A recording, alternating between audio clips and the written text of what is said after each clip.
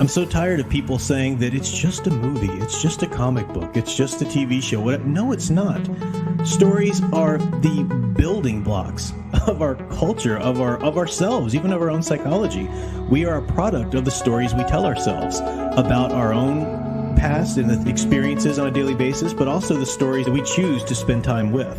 What types of values or feelings or whatever are they promoting? What types that we like to spend our time around? They're going to shape us. They're going to shape our personality and character, and they're going to shape our perception of the world and the acts and behaviors that we put out into the world.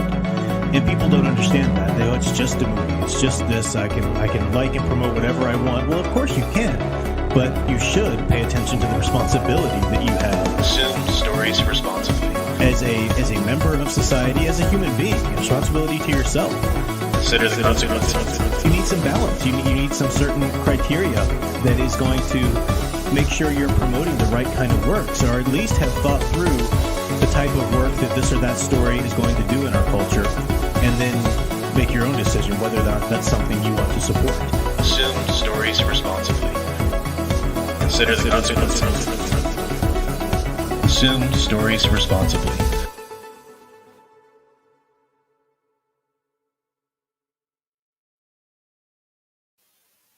Hello everyone, I am Professor Geek. Welcome back to the channel.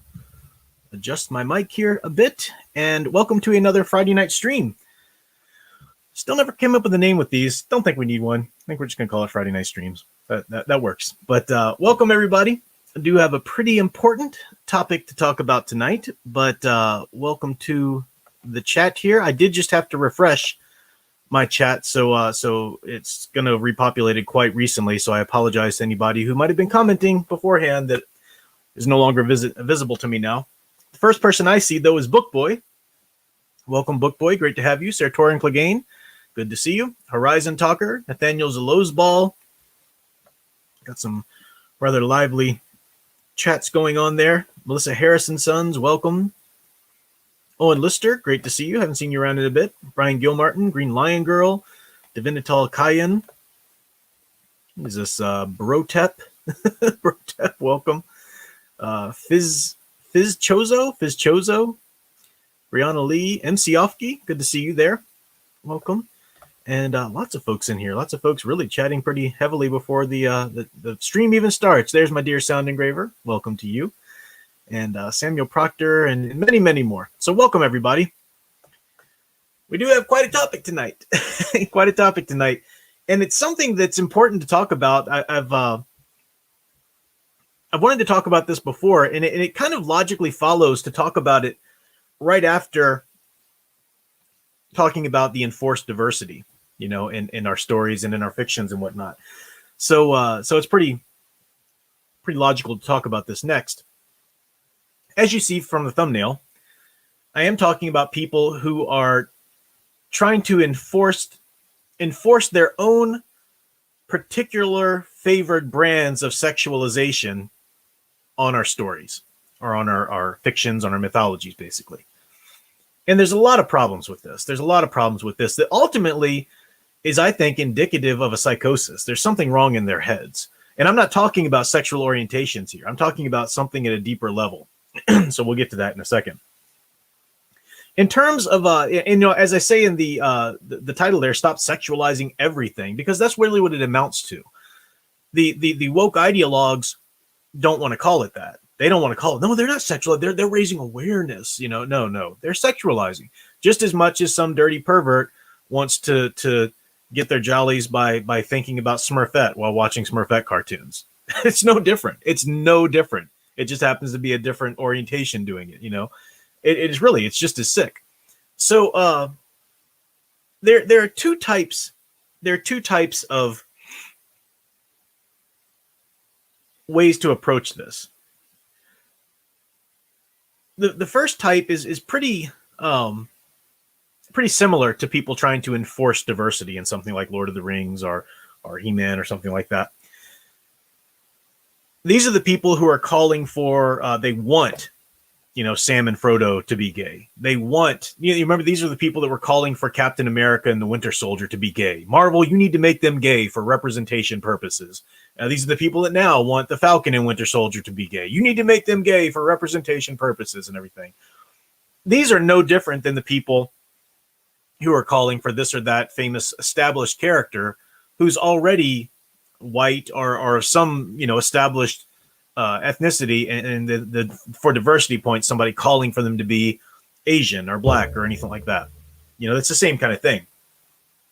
There's nothing. Hey, if you think you need awareness about your own minority, anything, whether that's orientation, race, or whatever, if you think there needs to be more awareness about that, then create more stories, create more characters, or go and find the characters that actually already exist and shed some more light on them. Excuse me. Shine a little more light on that, right? I mean, we talked about this in the sense of diversity.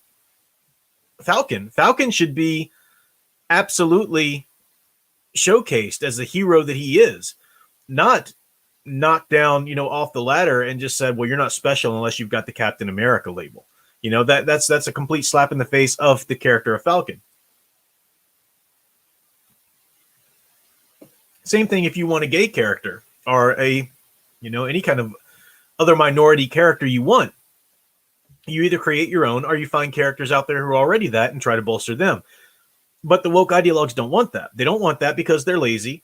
They're not very good writers themselves, either because they just can't from the beginning, or they've just kind of sacrificed that creativity to the agendas.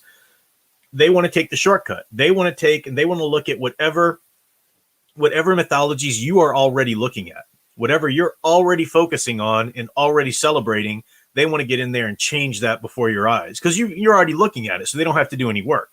They just want to, hey, there's already an audience here. Let's just go monkey with whatever they're looking at so that they're looking at the right things. No, that doesn't work. People aren't going to continue to look at that for that reason, and you're going to end up ruining something that was beautiful. So that's the first type that is doing this enforced sexualization. Is the type that just wants to see current mythologies, current characters and mythologies made gay or made trans or made whatever the minority is that they want to do. The other type is people who are legitimately think that these characters are gay. People who read the Bible and actually think that King David and Jonathan had a gay romance. People who read Tolkien and legitimately think that Tolkien was trying to show a latent homosexual romance between Sam and Frodo. People who watch Heman. I've received these kinds of comments, and I think, what? These kinds of comments that say the Filmation He-Man was gay coded from the start. It was always gay coded. This ridiculous notion. And I want to try to explain how deluded these people are to really think that. How self-centered, how really lost in the sickness of their own runaway sexualizations that they are. They're obsessed with it. They're obsessed with everything that they see, that they encounter. All they can see is a sexualization of their own preference, because that's all they look for in life. They're that consumed and obsessed. And, you can see that on one level, like the person that I spoke of in the beginning. Let's talk about somebody who's just like likes to watch children cartoons to get their sexual thrill from the little female characters or whatever, right? Let's just put it in a heterosexual kind of context at first. Well, that person's just, that person's disturbed. That person needs help. If the only way they can get a thrill is to watch Smurfette or the Snorks or whatever, that person needs help, right? That's not normal. That's not healthy. We can say that. I don't care if you think, how dare you say what's normal? No, that's just literally not healthy. That person's not going to be able to have healthy relationships in their lives if that's what consumes them. If that's what they see everywhere. If they can't even watch a children's cartoon without sexualizing some of the children's cartoon characters. That's not healthy. That's a sickness. It's the same thing but we don't. Our culture says no, no, no. You're not allowed to say that, because if it's a LGBT community that's trying to argue for He-Man being gay or something, that's not unhealthy. That's just raising awareness. No, it's the exact same thing. And the problem is that our culture, the ideologue culture, tries to encourage and it breeds that kind of sickness as long as it's in any one of the flavors of the LGBT community agendas, because that's not sickness, that's just awareness at that point. And it's ridiculous. And I do see this in academia all the time. I've talked about this. There are, if you're in the higher academia of the arts of any way, so literature, art history, music, even towards the social sciences, even with history to a certain degree, it's like this as well. It's starting to seep into every level. But the idea that there are certain lenses, there are only these certain pre-approved lenses that you're allowed to look at your art or the study of the art or the study of history or whatever through. And these pre-approved lenses all have to do with woke ideologies. You can be a feminist theorist, you can be a queer theorist, a Marxist theorist, a post-colonial theorist. There might be some new ones even, but they're all just any kind of variation or semblance or combination of those basic ones. And I've talked about this before when I was talking about feminist theorists. They're trained their brain. They can't watch a movie. They can't read a book. They can't play a game. They can't do anything and not think about, just have this blinders on them. Okay, is this fair to women? Is this something that I can use to advance the cause of feminism? Or is it something I can use to say how horrible this is against women's rights and blah, blah, blah? It's a limitation to your thinking. That's what these critical theories are. And in terms of our topic tonight, there is a critical theory. It's called queer theory. That's not a slur term or anything. That's the people who coined it that are trying to like reappropriate that term, that at one time was a slur towards homosexuals. So that's the idea, like a reappropriation of the term. So it's not a slang term. It's literally called queer theory.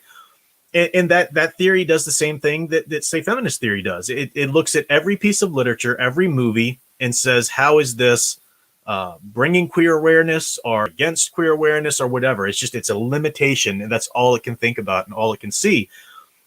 All it can see when it looks at art, but people are going, and it makes sense. This is the logical trajectory you would do, because if this is how you think about anything you come into contact with story-wise, well, as I say in my intro to the stream, stories, how they shape us, how we think about the world. So it becomes that lens through which you see everything in your life, Owen Lister for $14.99. Thank you very much, sir, for that super chat.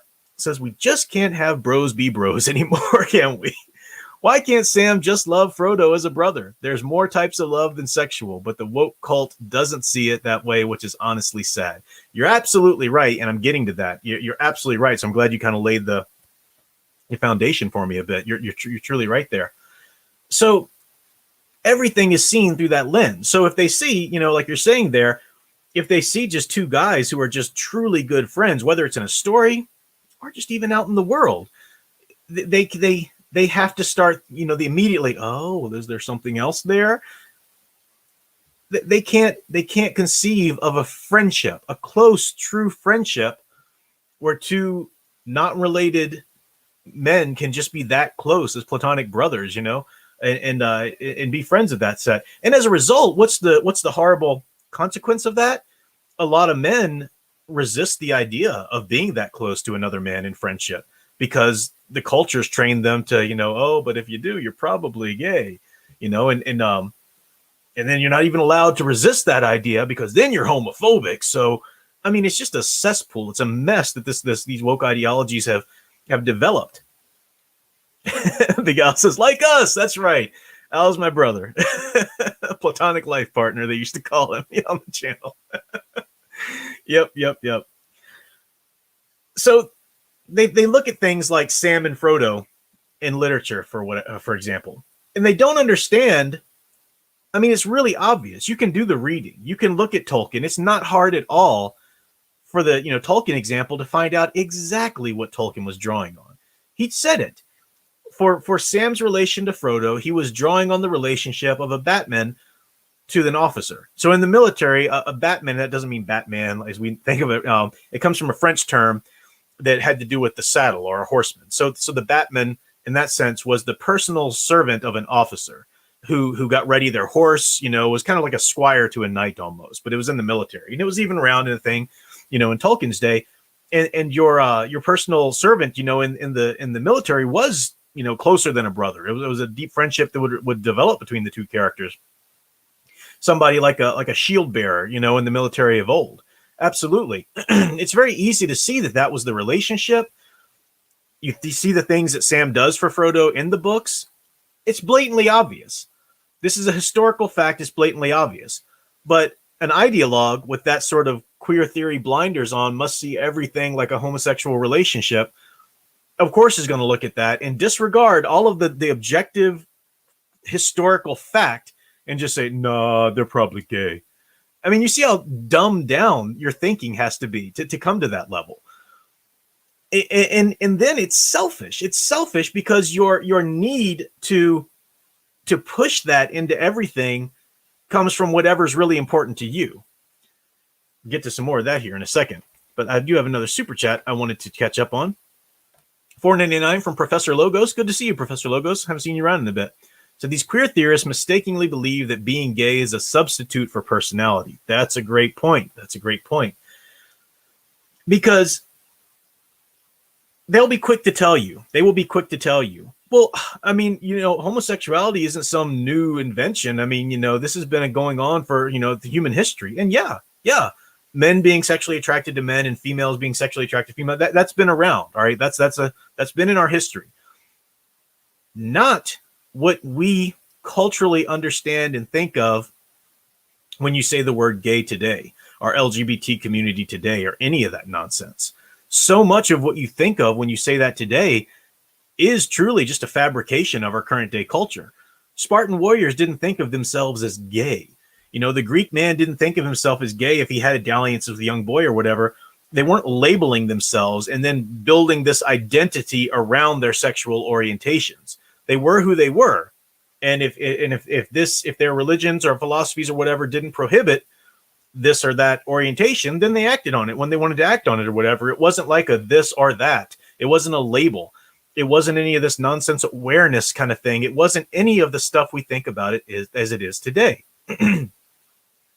So you wouldn't see all of these ancient myths or stories, you don't have to look for coded, gay. I mean, a lot of the ideologues today, they think that our history was all a bunch of Victorians. Like every stage of history was just a bunch of Victorians repressed and not able to say who they really were, and crying out for help. And they're crying out for the heroic queer theorists to look at their literature now in modern day and reveal the truth of it or whatever. This is ridiculous. This is stupid.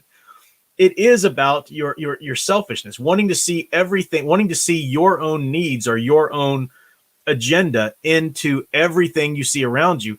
This is something you're supposed to grow out of. Again, I've talked about this, a lot of these mentalities of the woke ideologues of any ideology, but we're specifically seeing it now of the woke ideologues. A lot of these mentalities are such an adolescent mentality. You're supposed to grow out of that.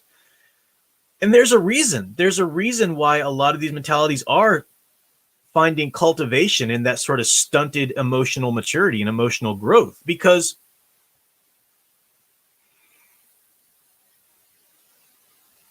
a lot of, let me put this very delicate or carefully. I want to be very specific about it.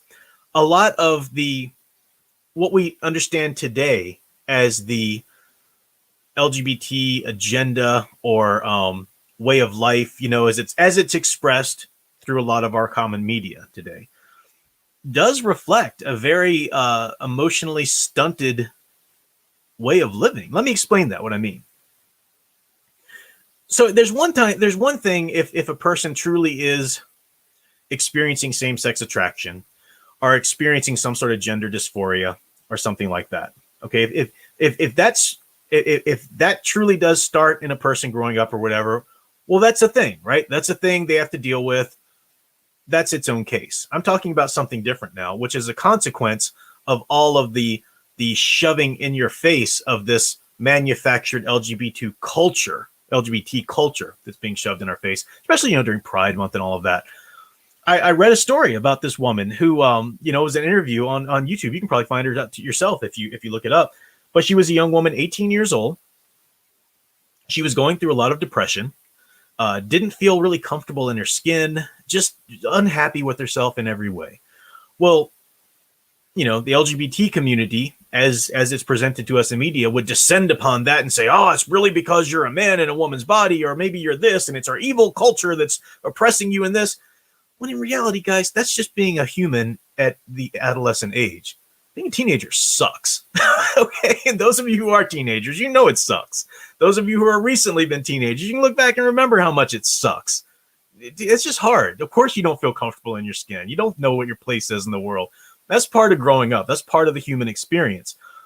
But these manufactured cultures and agendas slip in, as they did to this young girl. And she started looking online, and somehow or another she discovered this trans community and how they were all about just celebrating who they were, and they looked so, welcoming and happy in their own skin. So she started to think, well, maybe that she was a man in a woman's body. And because she was 18, she could do whatever she wanted. She ended up getting on the hormones and started to kind of go through a transformation, and it wasn't good enough for her. She talked about how it just, for her, that wasn't actually where she could really find peace. But the trans community around her told her, oh, well, that's just because you're not really going the full journey. You just need to go all the way. You're still holding back some way.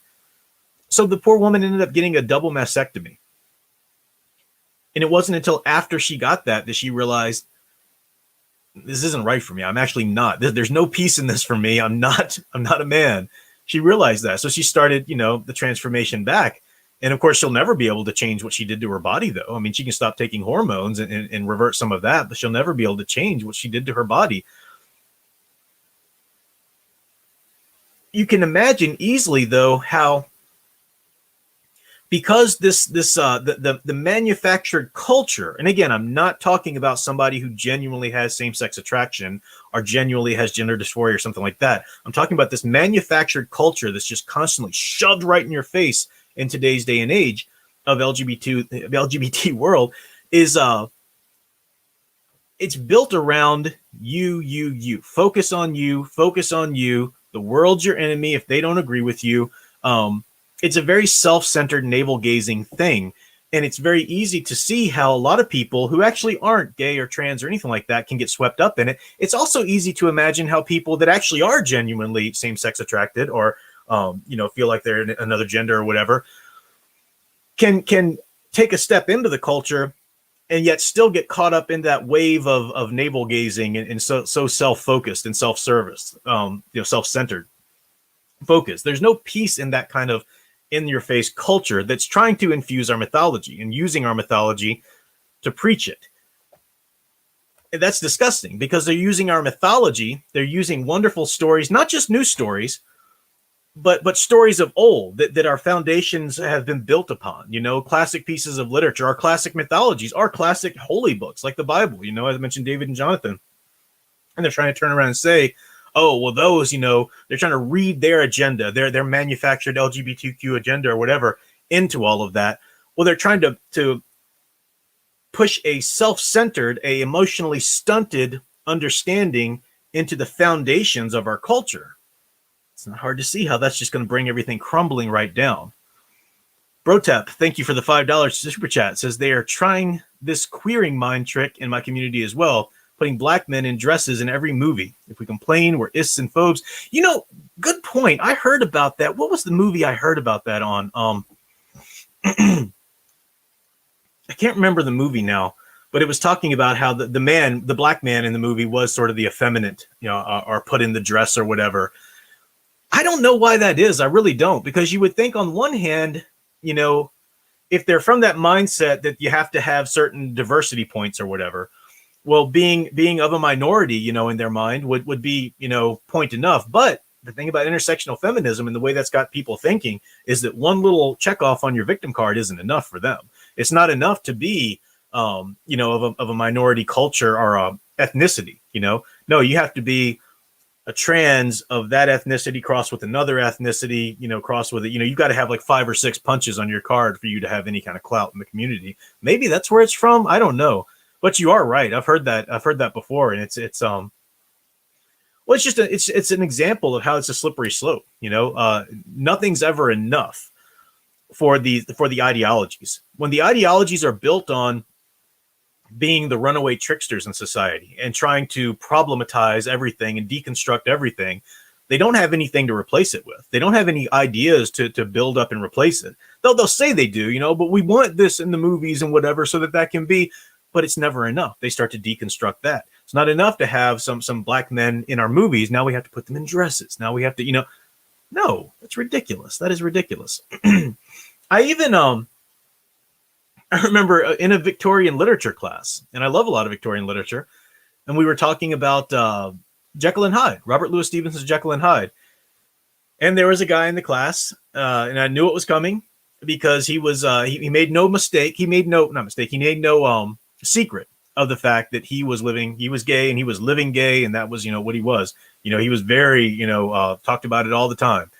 And we're talking about Jekyll and Hyde, and he raises his hand. I'm like, here it comes. And he says, can we do a queer reading of this? And of course the professor has to say yes, right? Because you know that you have to.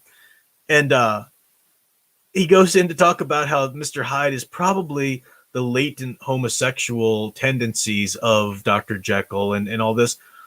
This is a great example because literature, when it resonates with us like something like Dr. Jekyll and Mr. Hyde, it resonates because it's not so specific about one cause or one point or whatever. Like, oh shoot, who was the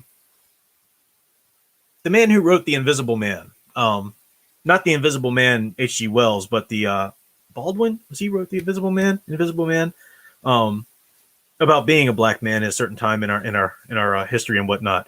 I can't remember. Baldwin, I think, was the author. I'm just blanking on it right now.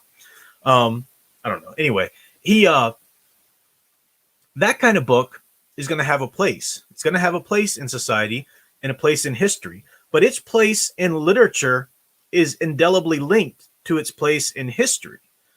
So you couldn't tell that story, you know, The Invisible Man, you couldn't tell that story, Ralph Ellison. Okay. Yeah. Thank you.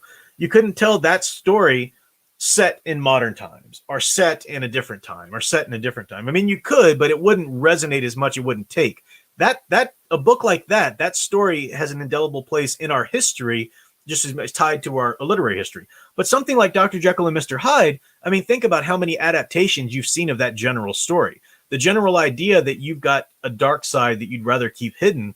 Well, that's so universal. And it's so universal because you can't pin it down. Robert Louis Stevenson wasn't specifically thinking about a latent homosexual side or this or that or whatever, or pedophilia or sadism or whatever. You know, he wasn't thinking about anything like that.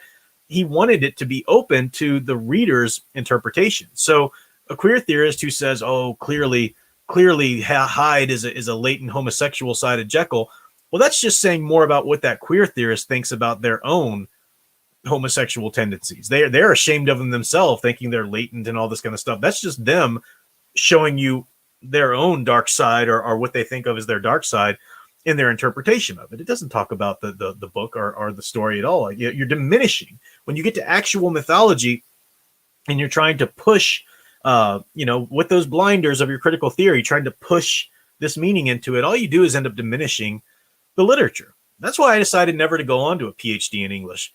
I wanted to continue to study the books and the literature I love, but I realized you won't get to do that. There's no such thing as a PhD in literature out there program that it actually studies the literature. It's all about using the literature as a tool to further whatever your preferred political agenda is of the pre-approved political agendas.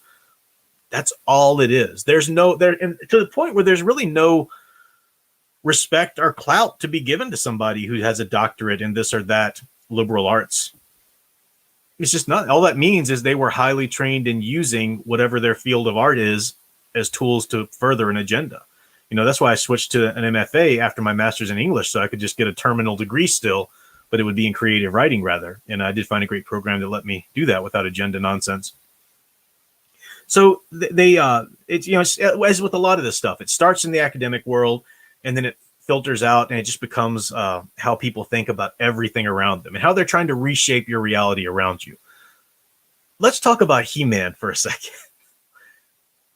How in the world is He-Man gay coded? And some people would hear me ask that question and think, are you serious? How ridiculous are you? Of course it's gay coded. Prince Adam is wearing pink. Okay, well, listen to what you're saying. He's wearing pink and he says the word fabulous in the opening. Isn't that kind of racist or homophobic? Isn't that kind of stereotypes about gays to think that anybody who might wear pink or says the word fabulous is automatically gay? Isn't that kind of stereotypical and something you'd want to fight against, thinking that anybody who was that ripped and muscular and well kept and in shape was automatically gay? No, that's stupid. That's horrible. You wouldn't think that. These are stereotypes that you would try to discourage people from. But it's okay if they're doing it because they're coming from the right pet ideology of it, and it's just about raising awareness now. So of course He-Man's gay then. That's ridiculous. That's stupid. Brotep, thank you for another $5. Says, I wonder if the folks pushing for this mandatory representation stuff suffer from narcissism. It's very self-centered. Yes. I haven't said the word narcissism yet, but I mean, very well. I mean, to the point where it has to be clinical on some level. I mean, there is just this it's a psychosis, like I said. I mean, it's just this insane determination to only serve yourself and to only focus on yourself. When if heroes' journeys from all mythology, I mean, from any religion out there have taught us anything, it's that your fulfillment as a hero is to be in service of others, not to the detriment of who you are. You don't deny who you are or anything like that, but you do deny yourself, in terms of what you feel you are owed and whatnot, to find that fulfillment in serving others. That's just basic hero's journey stuff 101. But yeah, the modern day ideologies try to subvert all of that. Firewatcher, thank you very much for $5. Says, and at the same time, they're pushing straight men to wear pink and be in touch with their feminine side. Yeah, right. Well, and as I was saying earlier, is it any wonder that they are scared to? With the way this, on the other hand, this rampant, So what are some of the other things? All right, Prince Adam, of course, he's coded gay because of his pink, and there's nothing gay about him wearing pink and purple. Those colors are not primary colors, right? He-Man doesn't wear primary colors. He's more exposed. He's just got the earthy brown and more the exposed chest and the grays. You think about the colors He-Man is in, that's because he is the primal elemental strength, of the earth. But something like pink and purple or whatnot for a man, well, that's because of that foppishness he's supposed to have. And that's his disguise as Prince Adam, trying to pretend that he's just, he's not very good. He's not very concerned with, becoming a king and running the kingdom one day. He's just silly old Prince Adam. Well, that's his Clark Kent disguise. It's very easy to see. Then I've had people actually tell me, and these are quotes I've actually gotten. Yeah, but come on, look at Man-at-Arms' mustache. Of course that's gay coded. What? Look, I get that mustaches aren't exactly in fashion right now. And the stereotype is, you got a mustache. Takes a real manly man to try and pull off a mustache these days. I get it. It's not in fashion right now, but that wasn't the case in the 80s. You're going to tell me Magnum PI is gay coded or anything like? No, they're not. Just because you get a sexual thrill out of thinking of a man like that or whatever doesn't make it gay coded as an objective truth. Again, what that says about you is that you can't look at these cartoons, for crying out loud, and put your sexual stimulation on the shelf for a few minutes while you're watching a children's cartoon. This is everything about your own sickness of head and not that. It's ridiculous. It's ridiculous. So what are some of the other things about He-Man that, you can do Google searches. Looks like my camera's being a little silly, but it'll straighten up in a second. You can do Google searches. Like I was saying about Tila, for example, when people were saying Tila is, she was always, in bondage or captured and whatnot in the show. And I said, no, she wasn't. No, she wasn't at all, actually. This is just the Google image searches you keep finding, because occasionally when she was captured, as Man-at-Arms was captured, as other people were captured, King Randor himself were captured, you got sickos on the internet who just want to screenshot that and just put that and just try to push that or whatever. So yeah, you're going to find that. So yeah, you will find images, freeze framed images from the original cartoon of, when He-Man's fighting Skeletor and he gives him a bear hug or something like that. They're going to try and cut out as many images that they can try to turn into innuendos as they can because they're obsessed with it.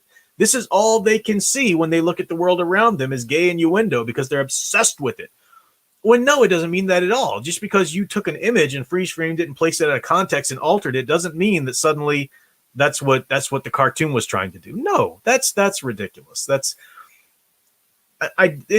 part of the double standard.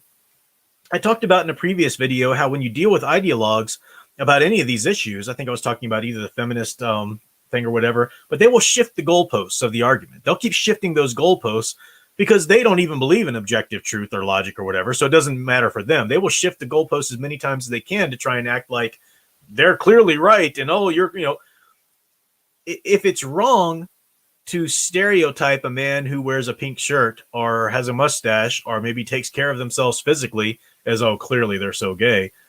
Yeah, that's wrong. So you don't get to do it to cartoons either. You don't get to do it to that.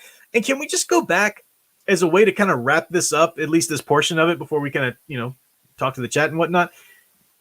Can we just wrap this up by talking about and looking at again how disgusting and sick this is?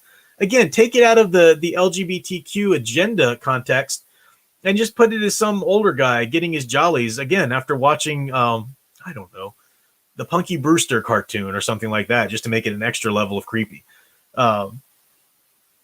No, that's disgusting. So why do you get to watch, you know, Heman or G.I. Joe or Thundercats or whatever and get a thrill thinking, oh, that's clearly so gay. It's clearly so gay. They were coding it for that, guys. No, that's insane. And this is a part that, yeah, Firewatcher's bringing up about Blue's Clues with the drag queens and whatnot. You wouldn't sit down with your preschooler and start giving them the sex talk. Start telling them about, you know, the ways of the birds and the bees and so forth. Trying to watch my language just to make sure that the channel gets okay or the video stays where it needs to be. You wouldn't do that, right? That's insane. So you don't prance a drag queen in front of them either. Because why does a man dress up as a woman? Why is that drag queen? Oh, and they'll rail against me for this, but at its core, it's because of a sexual thrill. Oh, that's not true at all. It's about confidence. It's about being who you truly are and blah, blah, blah. No, it's about a sexual thrill. You shouldn't need to wear the lingerie and wear the makeup and all that kind of stuff if it's just about confidence and being who you are. No, it's this, that argument's the same kind of stupid argument that, okay, well, if John over there identifies as a dog, well, he should be able to wear his dog costume everywhere he goes in public. No, it's not really appropriate. No, he doesn't get, we don't just have to deal with him and put up with him walking on all fours and sniffing people's butts as they pass. No, that's inappropriate and he has a problem and he needs to go deal with that. You don't get that. That's, if you put it on that level, it's the same kind of argument. Sexualization or the messaging or our teaching, the education of children as sexual beings and so forth has no place in these children's stories, these children's cartoons. The reason they're so desperate to get drag queens on Blue's Clues or whatever, or to get all of this nonsense pushed into the younger the better, is because they're trying to indoctrinate the young so that they can truly alter reality around you. You know, like I said before, they're trying to make as long as if they can get as many people as possible to admit that the sky is yellow, you know, then they'll have won. They're desperate to do it, which is why they keep going younger and younger and younger. And do not think if you, and it, this is not an indictment against anybody who has children in a public school. Sometimes you just can't afford to do anything other than that. But what I'm saying here is don't think for a second that, well, your public school is okay because your district is okay. No, this is so pervasive. It's out there everywhere. Whether you have children yourself or you know children or whatever, they are being slowly indoctrinated by this nonsense, whether it's just this one teacher who brings it in or it's being trickled down from high, you know, through the administration or the curriculum or whatever. It is absolutely out there. They are trying to indoctrinate, and not just at a young level too, of course, in universities and colleges, it's everywhere. And you have to be on your guard against it at every step, at every single step, and constantly speak out against it. You know, this is Well, let me get Miguel Espinoza. Thank you very much for your super chat there. I'm not sure what currency that is, CLP, but thank you very much for that. Appreciate it. It says, man, with all this ideology, I'm really getting worried for the Super Mario movie that is coming out next year. Is there really another Super Mario movie coming out? Oh, man. Yeah. Hollywood, please stop. Please don't touch any of our beloved franchises anymore. I'm even at this point, I don't even want Sonic 2 to come out. And I love Sonic 1. And that director, you know, he gave us what we wanted in that Sonic movie. He was very careful to listen to us. I would feel better even if that movie didn't come out again. Because Hollywood just can't, it's just such a rarity. Like I'm almost to the point where I'm okay if the MonsterVerse doesn't continue at this point. Like that, you know, just don't mess with it. You gave us some really amazing Godzilla and King Kong films. Let's just leave it there before you screw it up, Hollywood. You can't help yourself. Somebody's going to get in there and try to push this or that button. Somebody's going to mess it up. It's not necessarily going to have to be the case all the time, but that's but yeah, I didn't even know they were doing a Mario Brothers movie. Like, please don't give me anything you think I want, because like I said, they're not there to celebrate these franchises and to give you the stories from the franchises you love. They're there to find out what you love and then infect what you love with their agenda so that they can have something you're paying attention to preach to you through. That's all it is. And that's ridiculous. Yeah, so the thing I was saying a second ago then, we need to speak up. We need to speak out. It's, you know, a couple of streams ago, and I re-released it as its own little video, when I just said blatantly right here on YouTube, I said, guys, there are two genders. There are two genders. You know, I wasn't going to not say that, but part of me, you know, some part of my brain was like, here it comes. They're going to bring the smackdown. You know, you're about to get everybody screaming at you and your channel closed down and all this kind of stuff. And no, I got nothing but rave support on those videos and streams and whatnot. People saying, you know what? You're stinking right. Thank you for someone finally saying this. It's a bully method. It's a bully method. They want you to feel like if you dare step out of line, if you dare say something that's going to hurt their fifis, you will be canceled. You will be all these sanctions placed against you. You know, they're bullies. They're old, plain as day, just old school bullies. That's all they are. They think they're fighting against bullies. They're not. If they were just fighting against bullies, they would just be fighting for their right to exist and to do their own thing where they want to do it. Hey, you know what? Go be you. You do not get to come over here in my head and make sure that I'm thinking the right things about what you're doing. No. You don't get to tell our children. You don't get to try to recreate the reality around you. No, you just don't get to do that. That's bullying. You are bullying now. You are nothing but plain old bullies at this point. So we need to speak up. We need to speak up and say, hey, yeah, that's not a thing. You know, non-binary. No, that's not a thing, actually. Maybe you don't feel particularly feminine or masculine. That's okay. That doesn't mean you're now non-binary. No, stop it. Stop it. And you speak out against it. And the more people feel comfortable speaking out against it, the more other people will speak out against it. And the more their little machinations and their indoctrinations start to crumble. That's the only way. So I think I've got, I think that's all I wanted to say pre-approved or prepared. But I do want to go in and, come on, get this out of here. Sorry, I had to actually opened up another window on my computer there that was in the way of the chat. But I will check in with chat and see what else is going on. If people have some questions or some other topics that are similar to this or on the sidelines of it or whatnot. But, you know, usually keep these to about an hour. So we'll take about 10 minutes or so to wrap things up.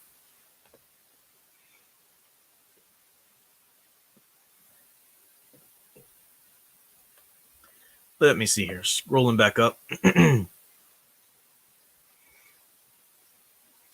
DJ Cyber Slash says, can we talk about this T stuff?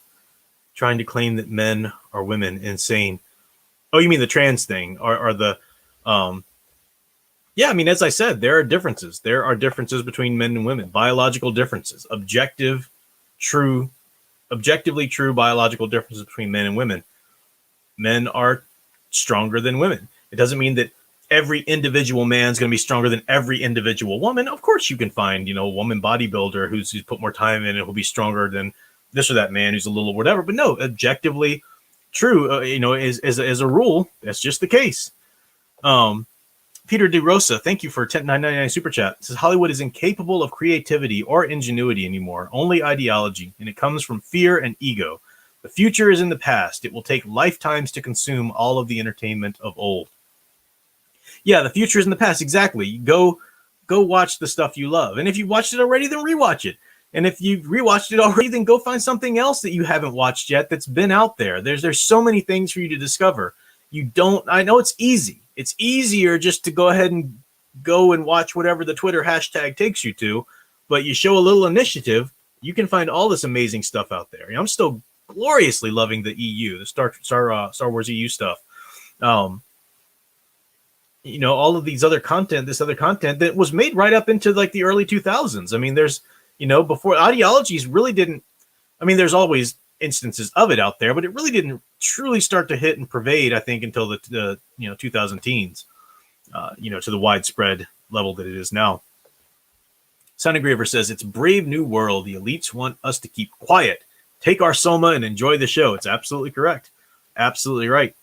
Owen Lister for $4.99. Thank you very much, sir. Says, I will say I'm looking forward to watching older movies and shows that I haven't seen yet to watch and working on my own stories too, of course. Exactly. Yeah. We say that often. Those are the answers. Seek out the old stuff that's great, and instead of supporting the new, and then create your own stories. Create stuff that they can't get their hands on.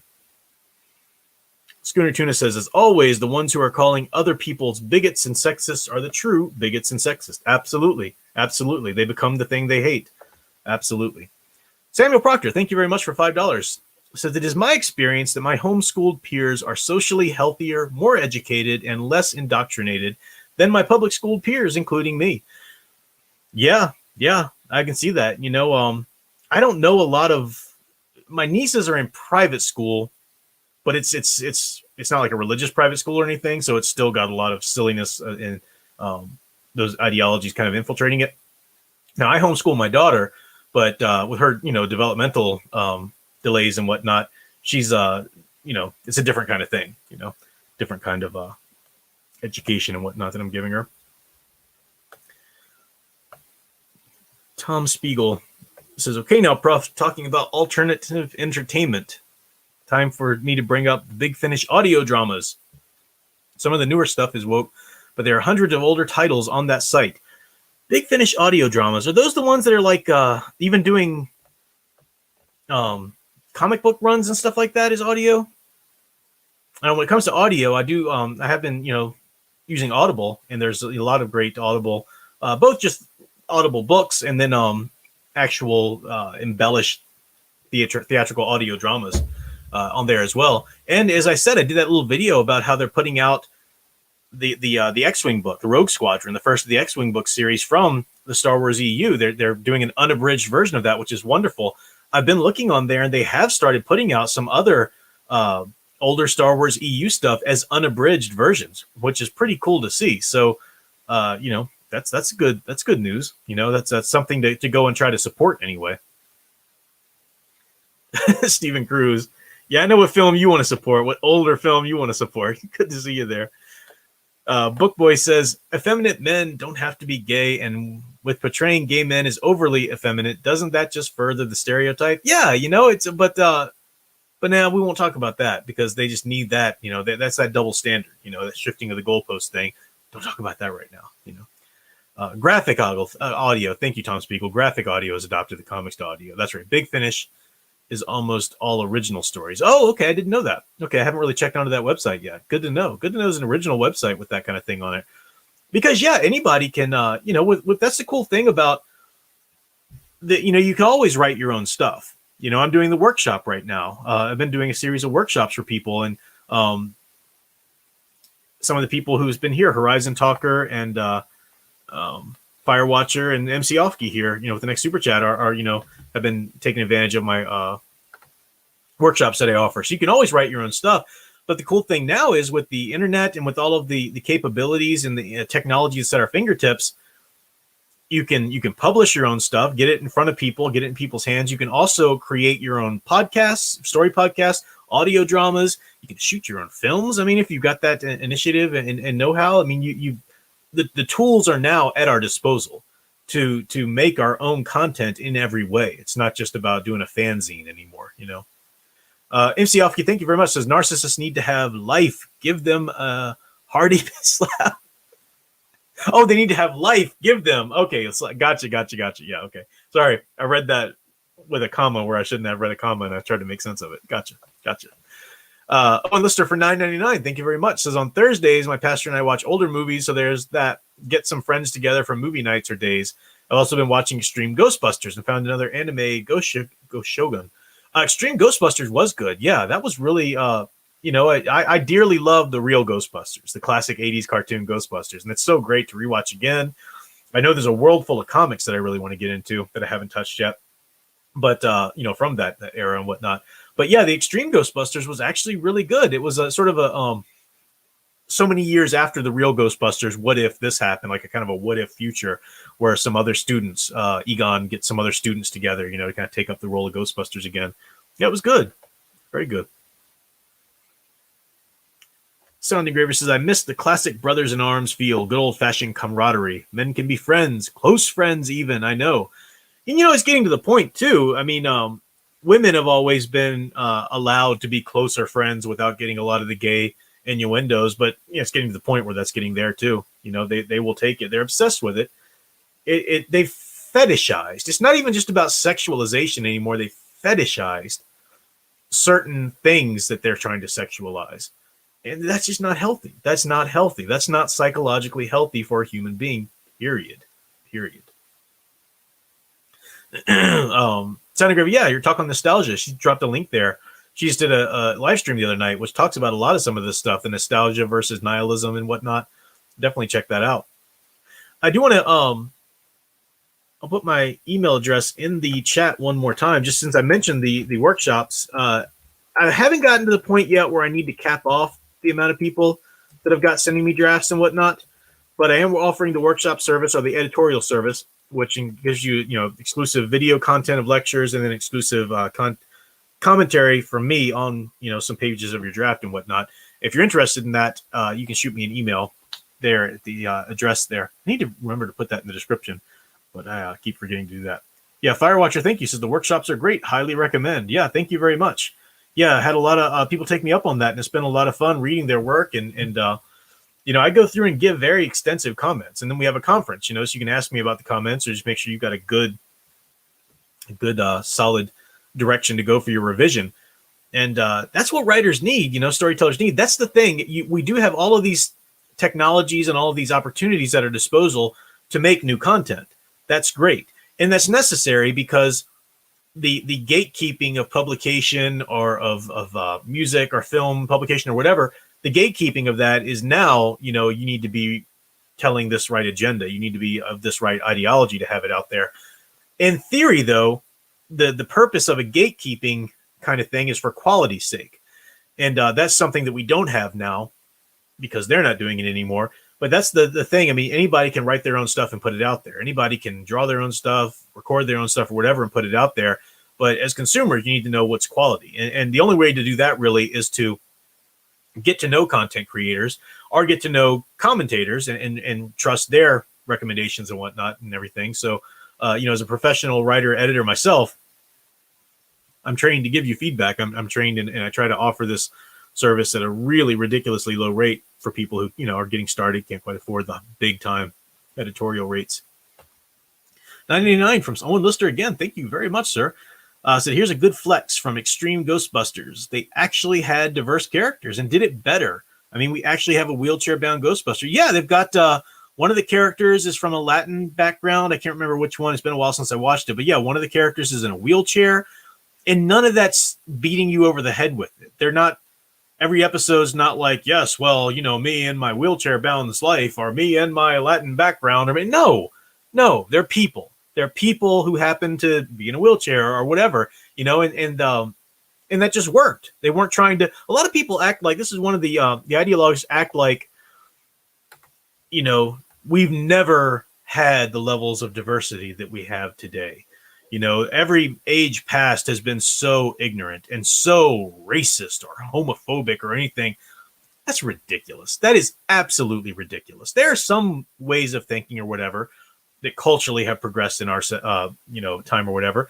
But my daughter loves to watch a lot of the 80s cartoons that I used to watch. So she loves classic Alvin and the Chipmunks. She's not even a big fan of like the redo they did with like the 3D animation. She loves the classic 80s Alvin and the Chipmunks cartoons that I used to watch.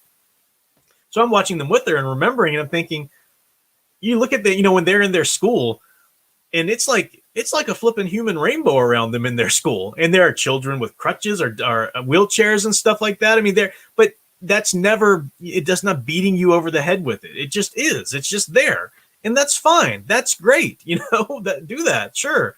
But the problem is the ideology of that is trumping storytelling. And that's the problem. That is the problem. So that's a good point. Yeah. So I think we have wrapped up to about the point where I'm going to close things up here. But, Nathaniel Zlosball mentioning Hey Arnold. Yeah, that was a great cartoon. Yeah, that was a good one.